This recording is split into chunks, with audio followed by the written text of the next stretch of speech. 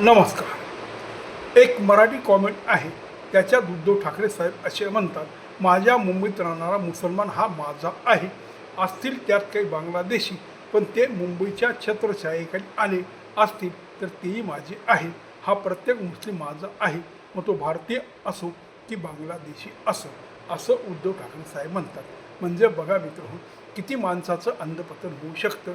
5 वर्षापूर्वीचा उद्धव ठाकरे आणि आजचे उद्धव ठाकरे आणि 20 वर्षापूर्वीचे बाळासाहेब ठाकरे त्यांचे विचार आणि आजच्या उद्धव ठाकरे साहेबांचे विचार याच्यामध्ये किती बदल झालेला आहे.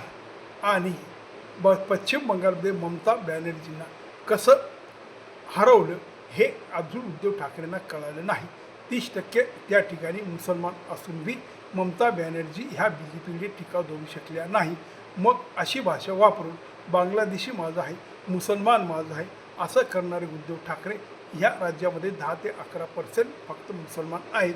तेव्हा पुढच्या निवडणुकीमध्ये असं बोलून किती मुसलमान मतदान यांना करतील आणि हिंदू यांच्याकडे फिरून पाहतील का, हा मोठा प्रश्न तयार होतो. पण आज एकदा ठरलं मुसलमान एक मुसलमान, मग हे असं चालू राहील. कारण यांचे दोर कापले गेलेले आहे, यांना दुसरा मार्ग नाही. मुसलमान एकी मुसलमान यांना करावं लागेल. कारण यांच्याही लक्षात आलं की आपल्याला हिंदू मत देत नाही, पण जे थोडेफार देतील तेही देणार नाही. कारण आज बी बहुसंख्य जे शिवसैनिक त्यांच्या पाठीमागे आहेत, जे पदाधिकारी ग्रामीण शहरामध्ये आहेत ते मुसलमान नाही, ते सगळे हिंदू आहेत. त्याच्यातला एक एक गळायला सुरुवात होईल. आणि मग यांच्याकडे संघटनेकडे जर कार्यकर्ते नसतील, संघटनेकडे पदाधिकारी नसतील, तर मग यांचं काय व्हायचं हे यांना आज कळत नाही आणि कळून उपयोग नाही.